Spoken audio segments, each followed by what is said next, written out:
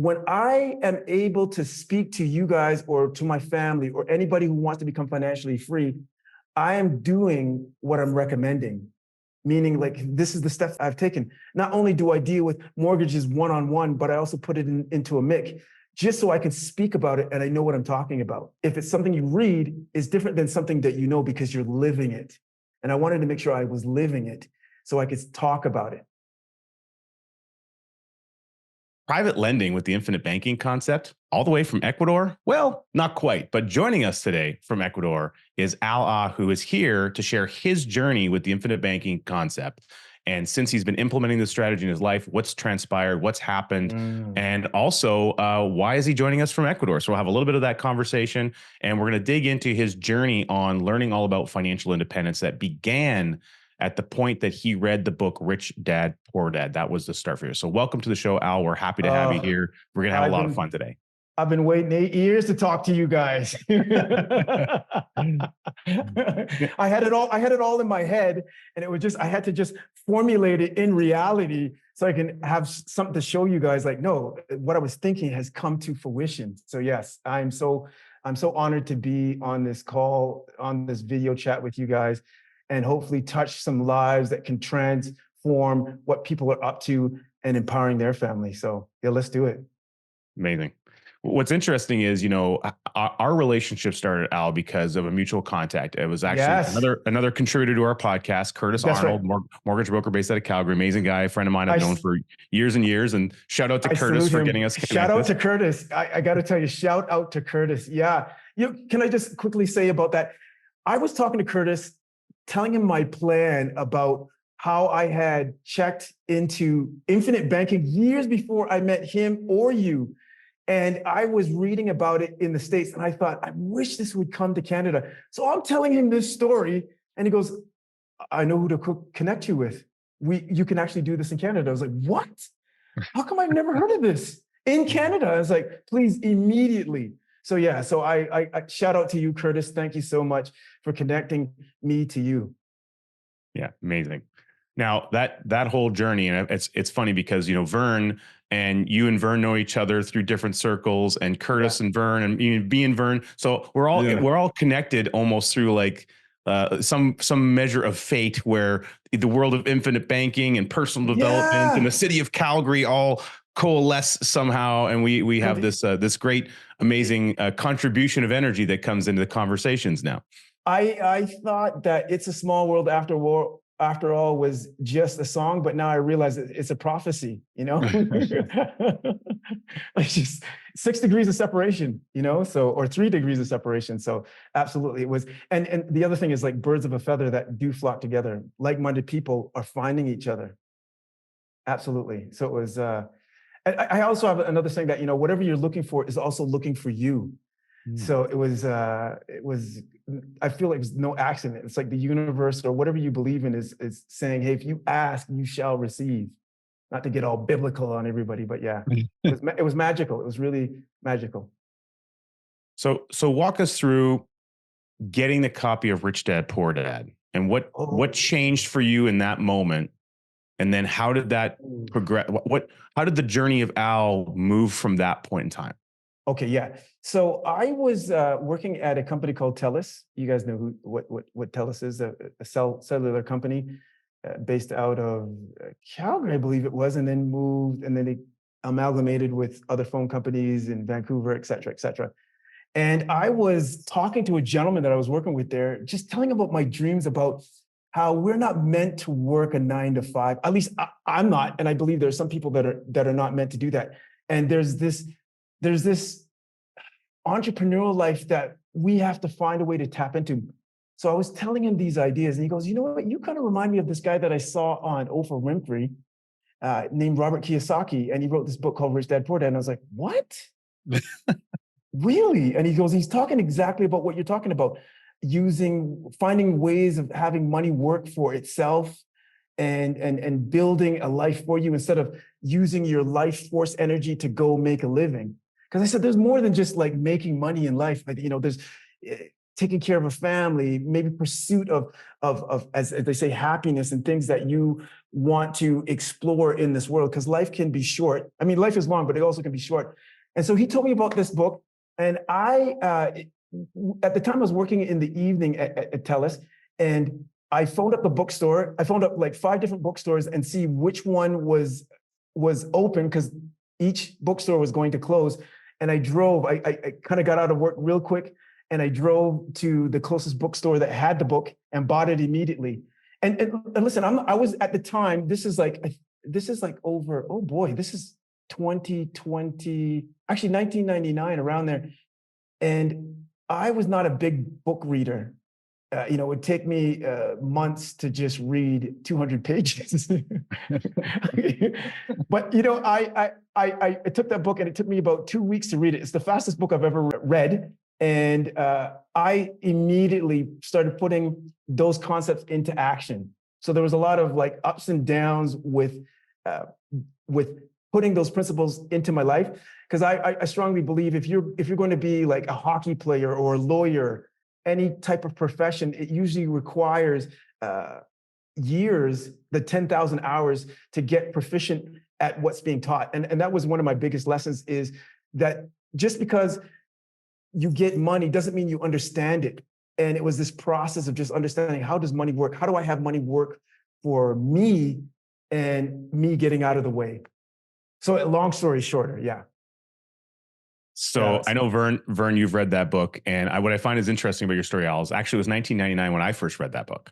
Really? Okay, Yeah. excellent. Okay, and it was also a big impetus to my journey. I felt I was already on a path going that direction, but I didn't right, know. It was kind of rudderless. I didn't know what I was up to. I just knew I was up to something right. else, something other than what everyone else was going to be doing, but I didn't know what to label that as. And then I read that book. It was gifted to me by someone, and I had a very similar experience. It wasn't long after, a few months later, I got to play the cash flow game. And Yes. it's so interesting that you bring that up, because I'm actually right now, I bought that book for my kids for Christmas. Oh, nice. And I Good told news. them that I'd pay them $100 if they read the book each. And so coincidentally now I'm actually reading it to my son at night, and That's he's awesome. asking to read the book. So we're not getting very far. And of course you read for a few minutes at night, you don't get very far into the book, but it's just so interesting that we're talking about that, how it was so powerful in your direction change in life. It had an impact on me. And Vern, I'm pretty sure that was one of the books that really got your mojo going in one direction. Can you speak to that for a second? Yeah, absolutely. Yes. Similar to Al, I think for me, it was more like 2009. I'm going to say 2008, 2009 when I discovered that book. And for me, it was, I think, when you have kids, it kind of starts to change your thinking. So my first son was born in 2007. And that's when the gears started turning about, like, kind of to Al's point. I wouldn't have been able to articulate it at the time, but it's like, man, I'm doing pipe fitting. I'm in my 20s. Everything's fine now. But I was seeing these older guys around me, and I'm going like, their backs are getting broken down, their knees are sore, they're not too, let's say they're a little cranky from time to time. Like, these guys are not really fulfilled. And God bless the guys out there that are keeping the country together. We need trades guys, but most of the guys I was surrounded with, let's just say they weren't living their best life. And I was thinking there's got to be more to it, but I didn't know what that was. And I was in a bookstore buying a magazine for my wife's Christmas stocking. And that's when I looked down, and I was holding my son. He's like 18 months old. I'm holding his hand. And I looked down and I saw this book. They have books right by the cash register. Rich Dad Poor Dad. I picked it up, and I could actually comprehend what the guy was saying. I was like, I'm going to read this book. And it was probably the first book, to your point, Al, cover to cover. It's the first book I ever read Yeah. in my life, really, that I was willing to read. And I read the book, and same thing. It was a long journey, lots of mistakes, but that's what got me even thinking about how to get money to work. But even the fact that I could change myself, I could grow, I could learn, I could change. And that's kind of what got me on the whole journey of entrepreneurship and getting into infinite banking even. Amazing. Yeah. I would like to also tell you how it got me to meet you, Richard. So my first stage was, I'm a big believer, proponent of just whatever you read, it's not real until you actually make it happen in your life. Then it becomes visceral. You can't take it away. It's like, as the saying goes, you give a man a fish or you teach a man how to fish. So it was really important that I take those concepts from the board game and from the book, and I was able to point for myself to it and say, I can do this. So the first thing I was going to do is I called it leaky boat syndrome, is like to stop money from leaking out of my pockets, leaking out of my boat. So the first thing I did was I did everything that I could to have the property I was living in. Actually, I went to my brother and rented his property. And when I rented it, what I did was I found a way to live there for free.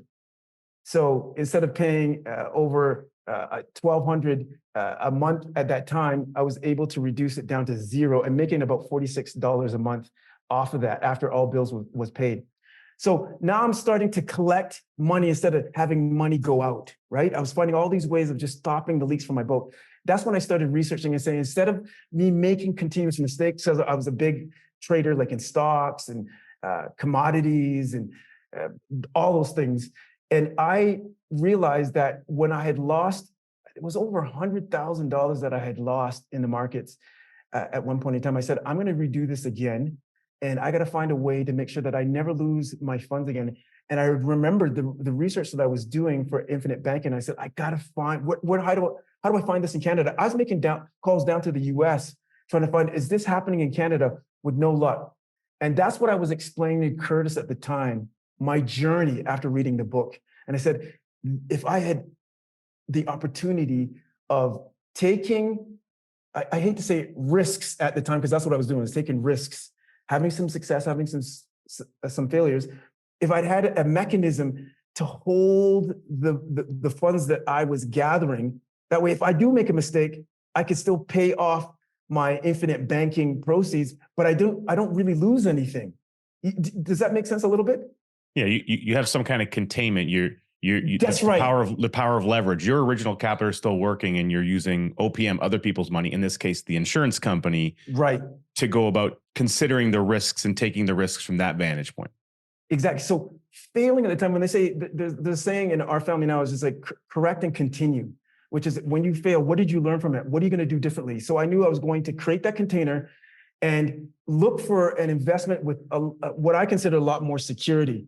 So when I got your name, I called you immediately. I even remember the restaurant that we were sitting in, not the name, but I remember the location, like in Chinook Mall. And I remember sitting down with you. And in my mind, I was just like, let me know what I got to do, because I'm going to take the funds that I'm going to deposit into my policy loan, creating the foundation, and apply that loan to another idea that I had run into. And the other idea was this. So the third thing I ran into was, and we'll get into this a little bit more, was learning to invest my money in a secured investment. And that was when I had discovered private lending. My brother at the time, he went and worked with somebody that had done very well with private lending. And when my brother left, he didn't seem to get the concept of what this guy was up to. But I was listening to a guy named Dan Penier, and I don't remember everything that he said, but the one thing that stuck out to me that I realized was a success is Dan Penier said, find a person that you can mentor off, not just from a book, not just from a mastermind club, but somebody who's actually making it happen. You were making it happen with the infinite banking. So I was just like, I'm going to latch onto you and going, what are you doing? Let me follow what you're doing to the T as much as possible, right? And then the other thing was finding another vehicle that could bring a lot of returns. So I found that individual that was doing private lending, and I knocked on his door and said, hey, listen, if I got to work for you for free to understand what you're doing and how you're doing it, I'm at your service. I don't have to worry about money as much, because I took care of the first part of creating a foundation of living almost for free, almost. Had to still pay for my food. I sold my car. I got rid of that. I did a lot of walking, and it was just so I could collect those funds to put into my infinite banking. And then I said, hey, I'm saving up that money. If you come up with a deal, my other mentor in private lending, if you come up with a deal, I want to take the loan that I get from my infinite banking and apply it to that new deal. And that's what ended up happening. So you after reading the book, Rich Dad Poor Dad, and I realized, okay, what was I doing incorrectly? I found a mentor. You were my first mentor, Richard.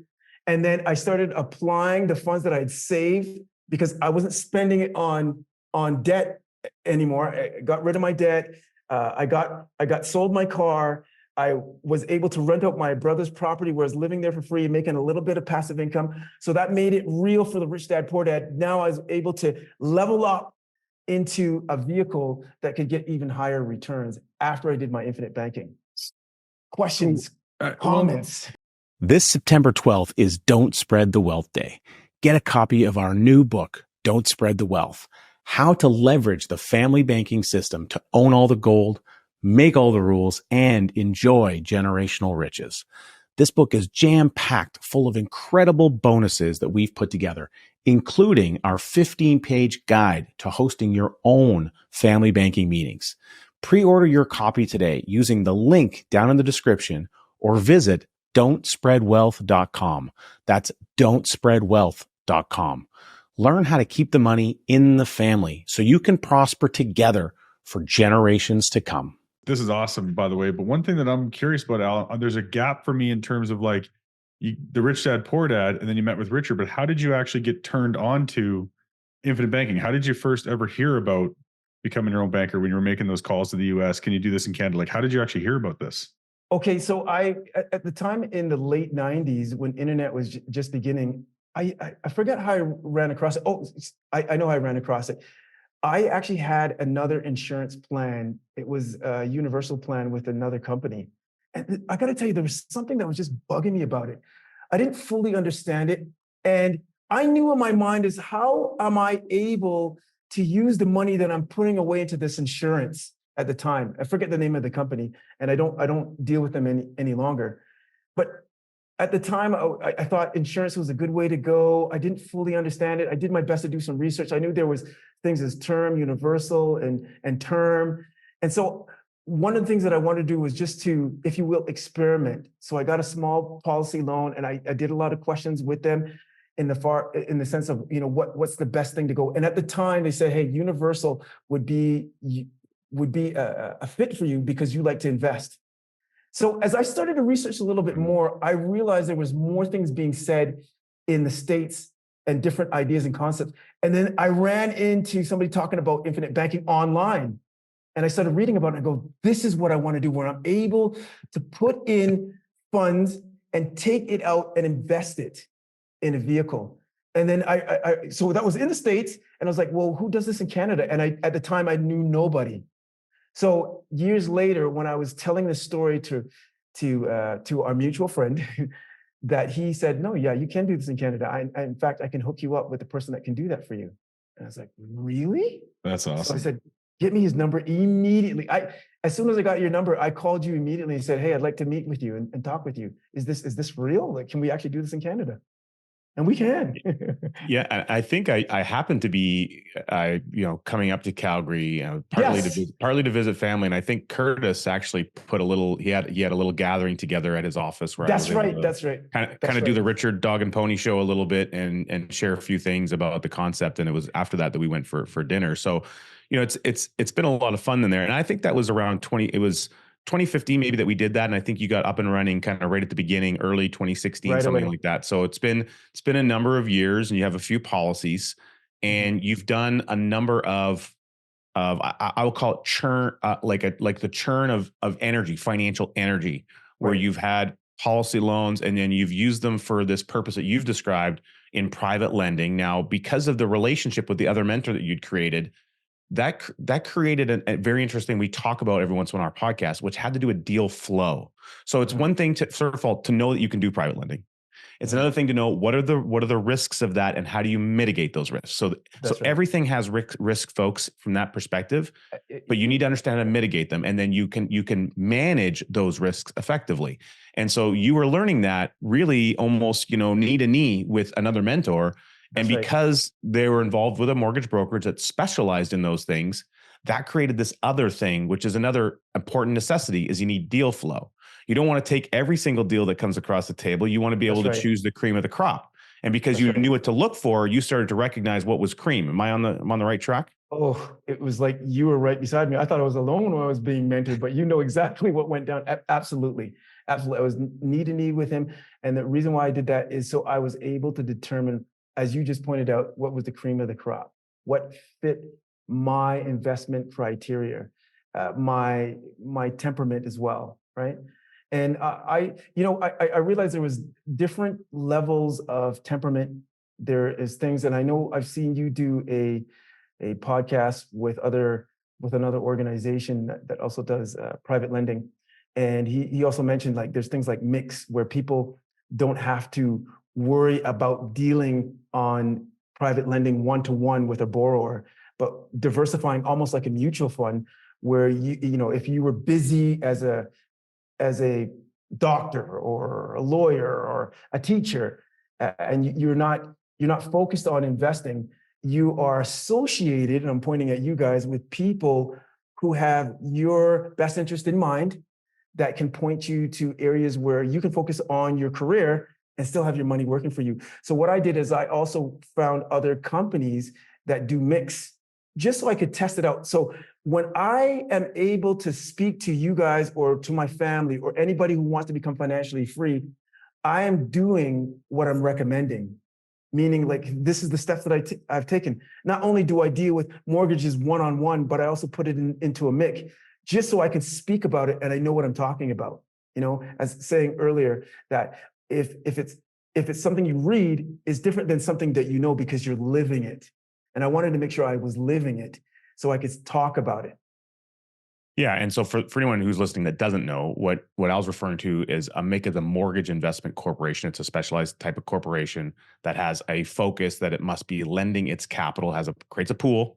The pool comes from someplace, often investors, like Al. And then that pool gets managed by a team and it gets placed on mortgages. And they could be first mortgages, second mortgages, and every MIC, there's lots of them and they're all over the country. They're all over the country. That's right. There's I want to just say good and bad, but they're different in that they all have a specific business model. That's right. So it's not about going in and putting your money in a MIC. It's about understanding that they exist, that you could use them if you wanted to, but you would still need to do your research to understand, okay, what is the business model of this organization? How do they look at lending? How do they manage the risk of lending? Are they geographically focused? Are they focused on land versus, 3-bedroom, 2-bath houses in the city of Edmonton? So understanding their business model and then the management team, because there's still a team of people that has to manage that work, is where you begin your research process. So you had that. I mean, the key thing I really want people to understand, Al, is that you had that not only the desire to be tactile, in other words, get involved directly and have the experience. You want to get as much experience as you could in the shortest amount of time so that you could have the highest amount of knowledge in a compressed period to be able to now really understand, okay, is this a good deal for me or is this a good deal for me? And the key thing there isn't if it's a good deal. It's that it's a good deal for me, you being Al. And how does it fit into your criteria? Here's the company's criteria. That's right. Here's Al's criteria. And because you had the time, the knowledge, and the mentorship, you were able to dial that in so you could become more systematic in your approach to looking at things. Well said. Absolutamente. That's right. Absolutely. That's right. And then, the second thing was also that I also knew I had family members that were not going to put the time and effort into this. So I was able to communicate to them and say, hey, listen, if you're looking to do what I'm doing, have money work for you instead of you working for money, this is the research that I've done. This is what I've inputted to becoming a master at learning how to do this specific investment. That's right. Amazing. Now, those mortgages, the individual ones, mix, those kind of things, they were producing this beautiful thing called cash flow.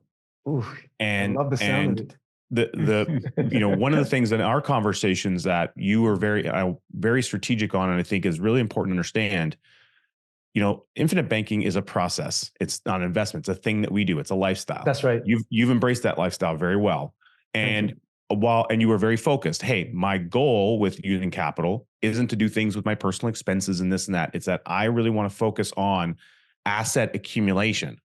The asset accumulation isn't happening, although there's some advantage there. It's not the infinite banking world.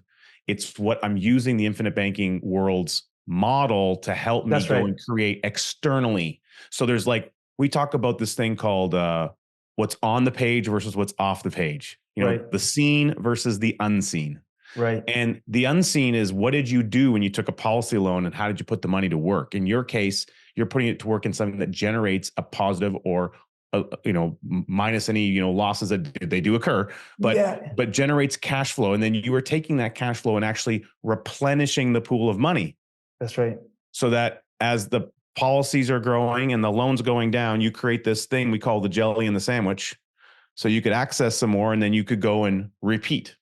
That's right. Yes. Rinse and repeat. And the other way that I also looked at it is that I'm taking care of my future and my present at the same time.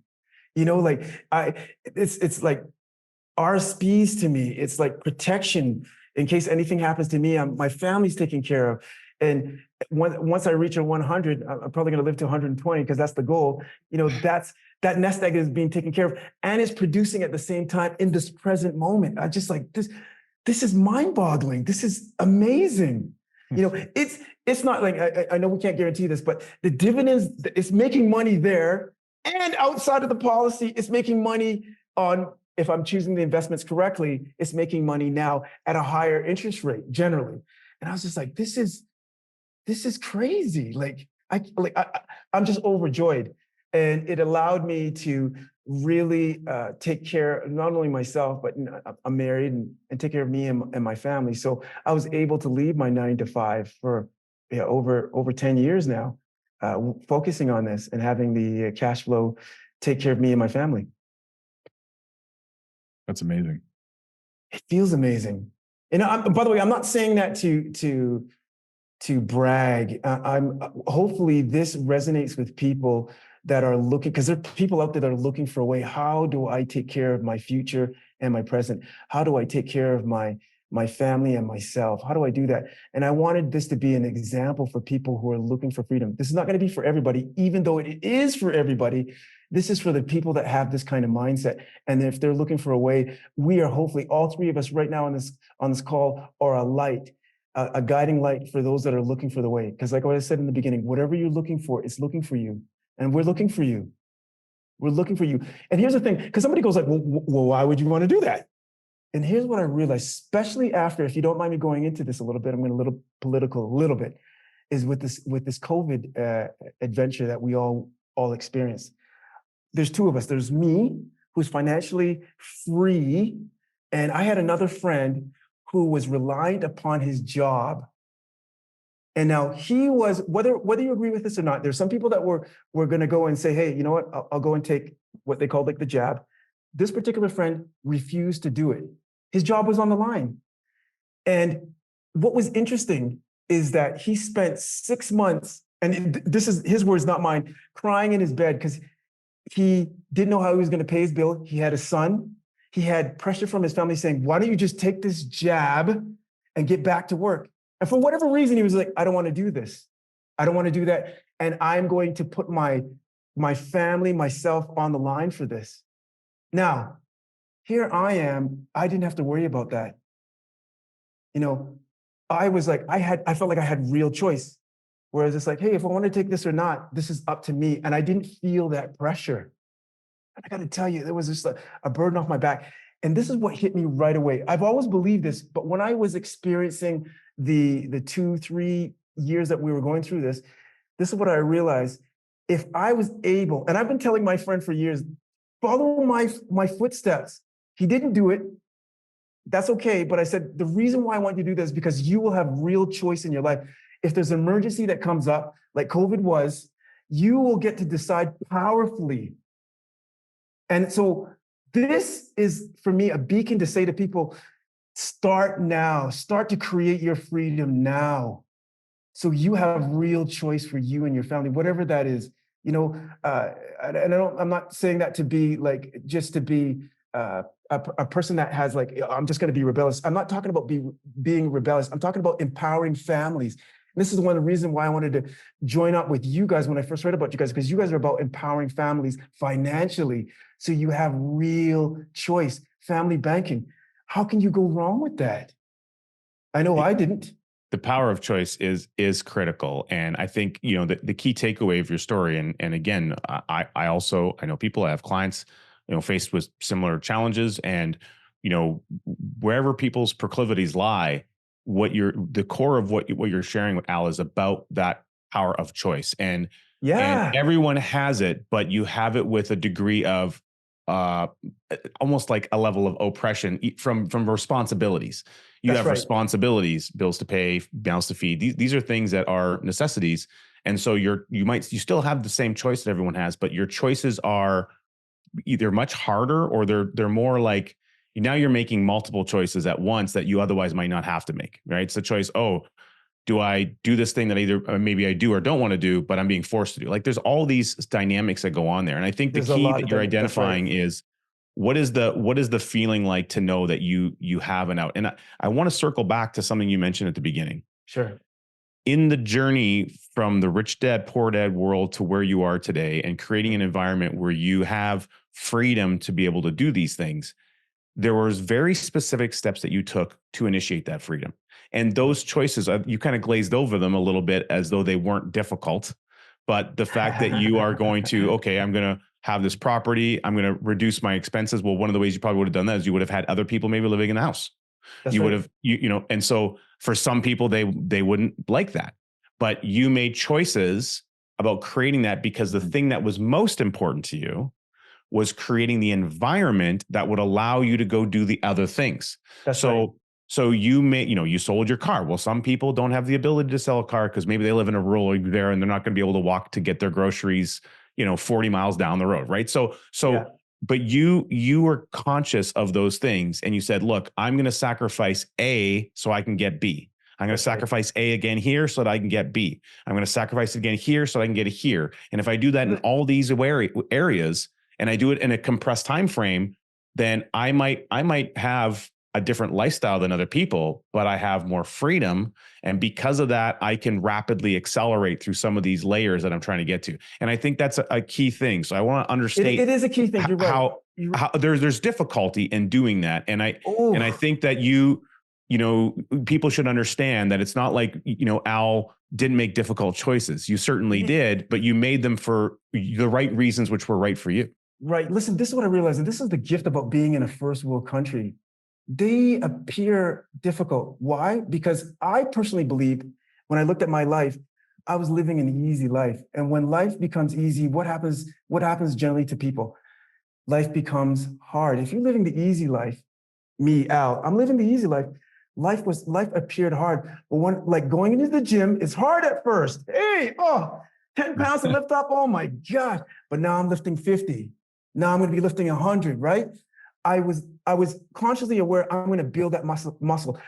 It was interesting how I came up with that. I remember I was driving somewhere and I was complaining about getting somewhere. I was going to be late and this light and just totally ungrateful. And there was a cop behind me and I saw this cop and I was so wrapped up in my emotions that I just made an illegal turn and the cops pulled me over. And now I got a ticket. Now I'm paying $250 for that ticket. And what I had a real serious talk with myself, I said, listen, if you're going to keep complaining, if you're going to keep just being in this negative emotion, then take it away, huh? You're in a first world country. What are you complaining about? This is me talking to myself. You start to walk. Get off your little rusty dusty and work for it. And that's what I did. I said, yeah, I was complaining about insurance. I was complaining about everything. And I said, I get the choice to get rid of all these things, and then I get to redirect it. And I had a completely mind change. Everything started to alter, and I started to work for it. And then things started to become easy. So if you do what's easy, life becomes hard. If you do what's hard, or the perception of hard, I find life becomes easier. Look, when I go for walks and whatnot, I'm getting exercise, right? I get to do I read more. When I was catching the bus and people were like, why are you doing this? Because I said, I'm educating myself. I'm putting myself through this. I'm choosing to do this. I'm not forced to do this. And that became really freeing to me. And I get to empower, like you said, I give up A to get B. And I don't know, you guys don't see me crying right now. I'm happy. Outside how sunny it is. I'm eating healthier even. I get to understand and learn another culture. And I still get the privileges of a first world country because my home and my love is Canada. Well, that's actually, dude, that's awesome. Well, I don't know if Rich had a point to make there, but just circling back to all those sacrifices that you made and the things that you consciously did. Could I So say it was not a sacrifice? I know it appears a sacrifice, but it wasn't a sacrifice. And I would like to, at one point in time, we'll use the word sacrifice for now, but I'd like to find another word, that would, I think, better get a better perception of what I was actually doing. Because I think sacrifice is like people in a third world country when they're like, we have to sacrifice and eat beans and rice, so we can afford to pay rent and whatnot. So we'll use sacrifice for now, but I'd like to find another word. So if you guys got another word, that would be. well, I don't know. We could come up with a word, but all I would say is that just comes down to mindset. Freedom. It comes down to mindset, right? Yes, like if you're saying like, let's just use the 80-20 rule. At least 80% of people are going to go, wow, Al sacrificed his transportation and changed his transportation method. 80% of people, because like you said, they're living the easy life. They're thinking, I'm not giving up my car. So from that perspective, it's a sacrifice. But from a mindset perspective, it wasn't a sacrifice for you. There was actually a benefit behind it, right? There was a benefit. The education and the freedom that you got, not getting tickets, not having to pay insurance, not all do the rest of that stuff. But it was empowering to see. It was empowering to see my car parked there and going like, yeah, I could drive that at any time I want. Like I could start it up all over again. There's something that was really empowering about that, right? Well, it's sort of like by giving up the car, you're not actually giving up anything. It didn't take away any of your choices. Yeah. Right. So it's sort of like implementing the process of becoming your own banker. It doesn't take away any of your choices. It actually gives you more options. So what I wanted to get back to with that though, is the fact the elephant in the room is that you're actually in Ecuador.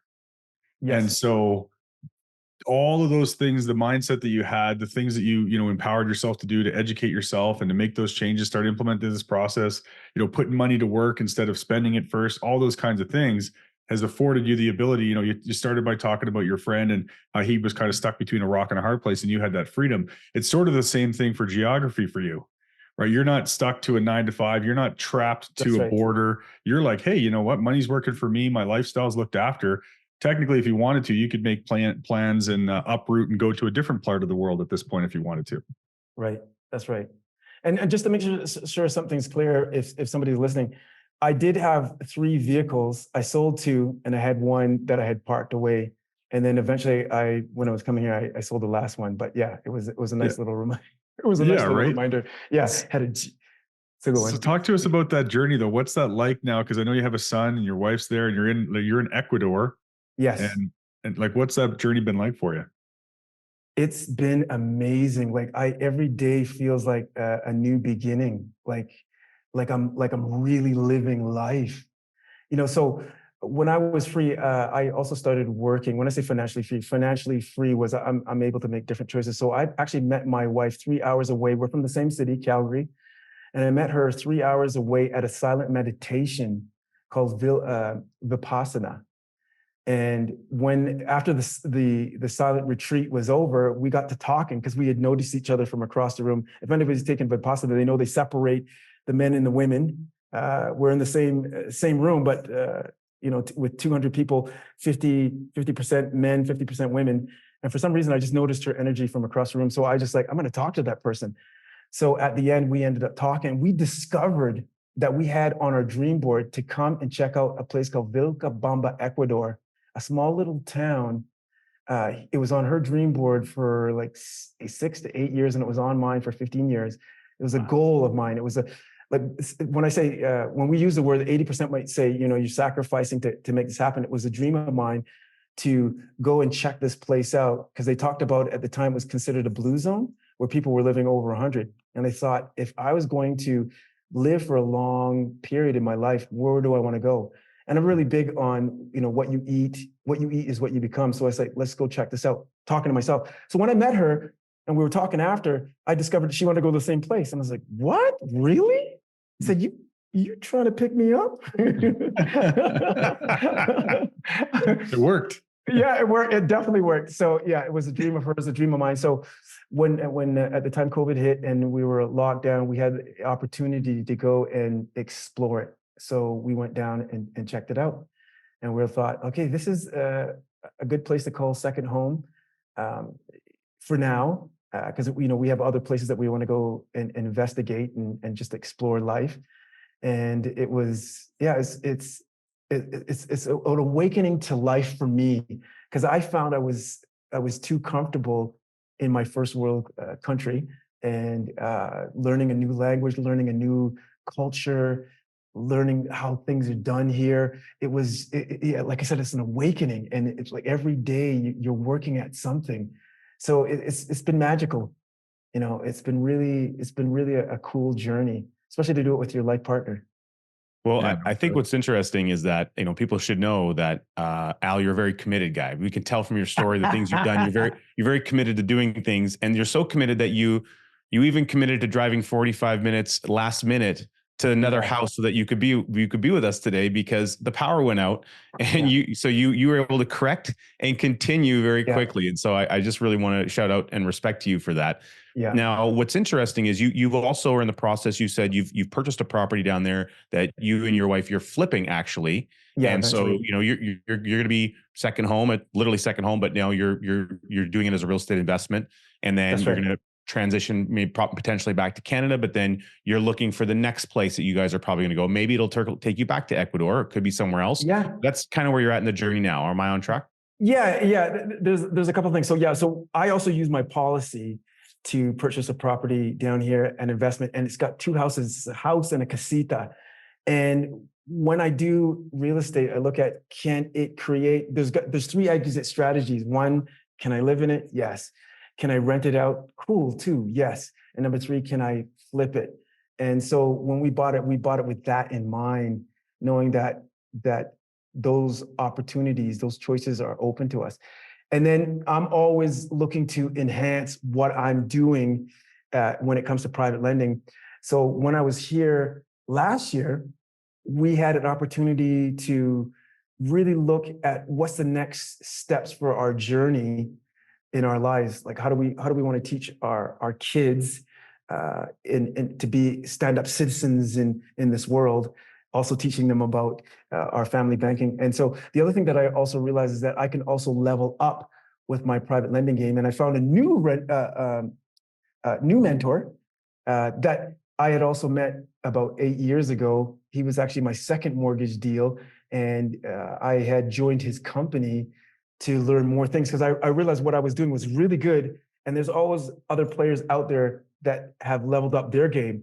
So I'm always looking to improve that. So I've joined him as well. So I'm busy doing that, busy being a dad, a husband, busy taking care of our property here, and then making plans to come back because we just left Canada to come back down here for a few months, and then we'll be coming back up again eventually. Yeah. Well, I don't know if you have Amazon Prime down there or not, but you're going to want to get a copy of Don't Spread the Wealth, which is now available. We're going to be doing our official launch in September, global launch for the new book, Don't Spread the Wealth, How to Leverage the Family Banking System to Own All the Gold, Make the Rules, and Enjoy Generational Riches, I which is a love path it.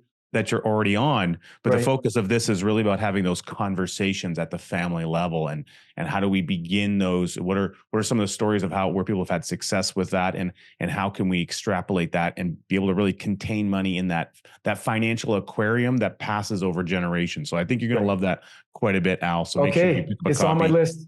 It's on my list. You can go to don'tspreadwealth.com to go get it up.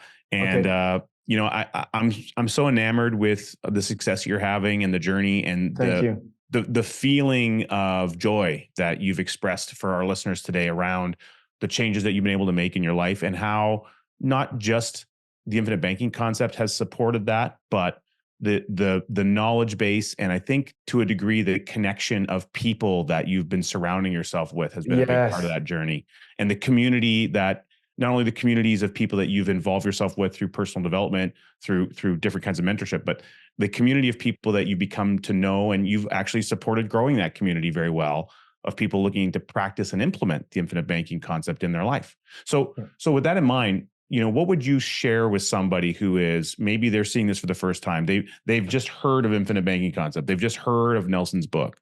Right. What are something that you would suggest that they should do, or you would encourage them if they're considering this and they haven't even started yet? Well, the thing that really worked for me is attaching myself to a mentor and following everything that they say, literally everything that they say. It's like an artist. The great artists that I've researched and studied, they've all had somebody that they mentored, that they were a mentee, and they were being mentored from a master. Find that master, hold on to them. Because what's going to start to happen is not only will you learn their ways, but you'll start to find in how to do it in the way that works for you. Watching my son learn how to walk and learning how to talk. Well, where does he get all of that? Where does he learn that from? Well, from his master, from his dad, from his mom, learning how to see life in a certain way. That's the environment that we create from him. And that comes from the person that's already doing it. So if you're looking to get into infinite banking, attach on to the person that is guiding you. I'm going to say, if you don't mind, from Ascendant, because you guys are well trained. Holy jeez, are you guys well trained? And if they're not masters, they're becoming masters. So hold on to their coattails. Really, your life will be altered. It will transform, just like mine has.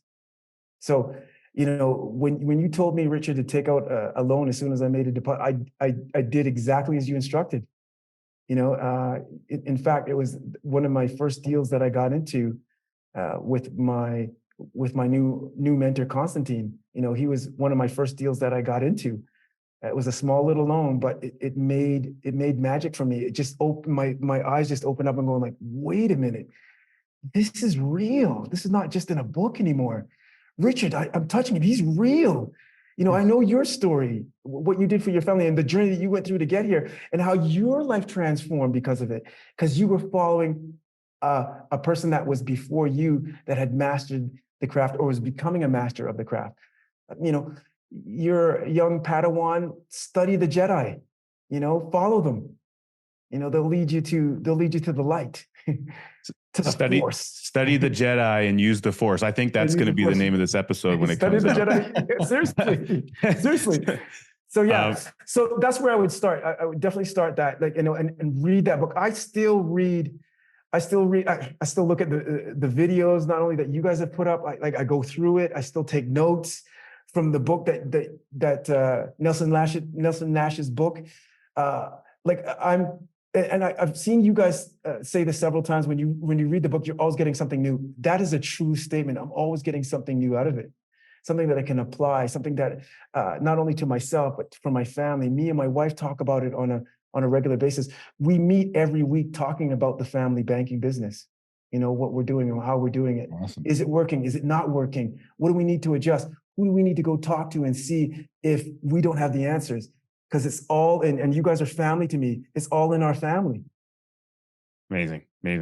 Well, with that in mind, Al, I would love to get a final thought from you here. And of course, I don't know what they would call a superhero in Ecuador, and I'm not quite sure what the denomination would be there. And I don't know what color the capes would look like. And you didn't show up, of course, with a cape on today, but you did show up in a superhero fashion because you made your way to the session despite the challenge that was placed in front of you. And for that, we're very grateful. Yeah. So the question we have for you, Al, is who would you most like to be a hero to? Ooh, well, honestly, besides my family, it's definitely a hero to my son. Ooh, I'm going to get off that because that will make me all teary-eyed. But definitely a hero to my son. And those who are seeking financial freedom, really. And you let them know if they need to contact me, we can have a conversation. And I would love to let you know, again, the details of my story. If it helps you in any way, that's my gift to you. And hopefully it's as an example that you can follow. So I don't know how you guys will do that, but if they want to reach out, let them know that they can connect with me. I can provide that information. And only the serious folks, not the tire kickers that are just like, I'm just, they're not really interested. They're just kind of like for fun. I'm looking for people who are really looking to be financially free, so I can help you, because I've shown a few people how to do this, and I will continue to do so. So. Yeah, making sure that they're going to demonstrate the same commitments that Al has demonstrated over. Well, maybe over not over his car selling long walking journey to Ecuador. yeah, totally. I walked all the way here. Could you imagine? No, they don't have to be. They don't have to be that serious. There's some people that have taken this journey without those sacrifices, but yeah, start with where you're at, and I'd love to show others that are looking to be free how to get there in their way and their places that they choose to do that. So absolutely. Amazing. Well, thanks again for being with us. Thanks again, Vern, for co-hosting with me here today. And for all of our listeners watching on the YouTubes, of course, you'll see that poof, there's a magical little video that just popped up that says, I am great content. You should watch me. So go ahead, click that and continue that incredible journey. There's no such thing as having arrived in knowledge. Thank you so much. Amen. Thank you guys. It was an honor.